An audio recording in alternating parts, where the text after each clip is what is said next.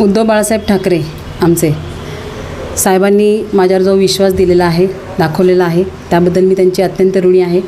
मला कल्पना आहे जबाबदारी जरी मोठी असेल आणि समोर कोणी प्रतिस्पर्धी असेल तरी मला एकच सांगावंसं वाटतं की हा जो कल्याण लोकसभा जी आहे ती नेहमीच शिवसेनेच्या पाठीशी उभी राहिलेली आहे आणि यावेळेलासुद्धा शिवसेना उद्धव बाळासाहेब ठाकरे यांच्या पाठीशीच उभी राहणार, मला खात्री आहे.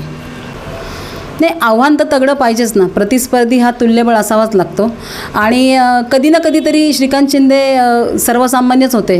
त्यांना इथल्या शिवसैनिकांनी आणि इथल्या मतदारांनीच जिंकून दिलेलं आहे. त्यामुळे हे काही नवीन नाही आहे. त्यांना त्यावेळेला जिंकून दिलं, त्यावेळेला काम करणारे सगळे आम्हीच होतो त्यांचं.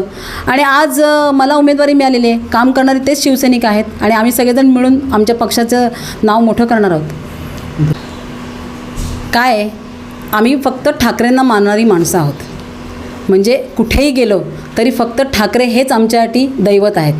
त्यामुळे शिवसेना असेल काय किंवा मनसे असेल काय किंवा शिवसेना असेल काय, काही असेल तरी आम्ही उद्धव बाळासाहेब ठाकरे यांना मानतो आणि त्यामुळे आम्ही साहेबांच्या पाठीशी ठामपणे उभे आहोत आणि राहणार. आणि त्यांनी जी जबाबदारी आता माझ्यावर दिलेली आहे ती मी पूर्णपणे पार पाडणार.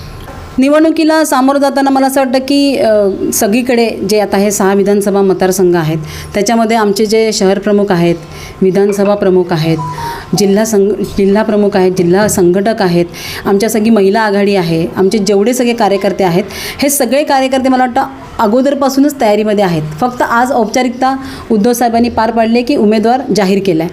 त्यामुळे काम तर सुरू झालेलं आहे, काम तर करतात आहेत, लोकांपर्यंत रोज पोचतात आहेत. त्यामुळे हे काही नवीन नाही आहे. आता फक्त उमेदवाराचं नाव घेऊन पोचायचं आहे.